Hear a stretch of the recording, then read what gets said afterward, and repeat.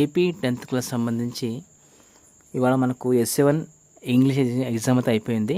So చాలామంది key కోసం అయితే వెయిట్ చేస్తున్నారు. సో దానికి సంబంధించి ఇక్కడ కీ అయితే పెట్టడం జరుగుతుంది.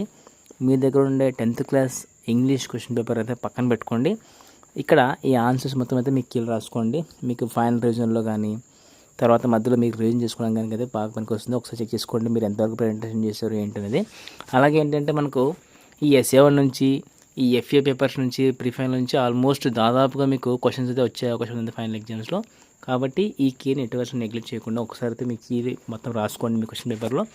ఇక్కడ చూడండి సెక్షన్ ఏకి సంబంధించి రీడింగ్ కాంప్రహెన్షన్ ఆన్సర్స్ చూడండి. ఇవన్నీ కూడా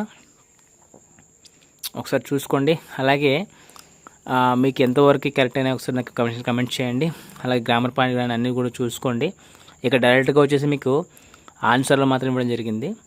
ఇవన్నీ కూడా చెక్ చేసుకొని రాసుకోండి. దీనికి సంబంధించిన PDF కావాలంటే మీకు డిస్క్రిప్షన్లో అయితే ప్రొవైడ్ చేస్తాను. అక్కడ వెళ్ళి మీరు ఒక్కొక్క క్లిక్ అయితే మీరు PDF డౌన్లోడ్ చేసుకోవచ్చు. అలాగే దీనికి సంబంధించిన లింక్ కూడా మీకు డిస్క్రిప్షన్లో అలాగే టెలిగ్రామ్ గ్రూప్లో పెడతాను. అక్కడ కూడా మీరు చూసుకోవచ్చు. ఇంకా రిమైనింగ్ కొన్ని క్వశ్చన్స్ సంబంధించి మీకు కావాలంటే కనుక ఫుల్ ఆన్సర్స్ మీకు పెట్టే ప్రయత్నం చేస్తాను. సో ఇది ప్రైమరీగా తీసుకోండి. ఏమైనా మిస్టేక్స్ ఉంటే కమెంట్ చేయండి.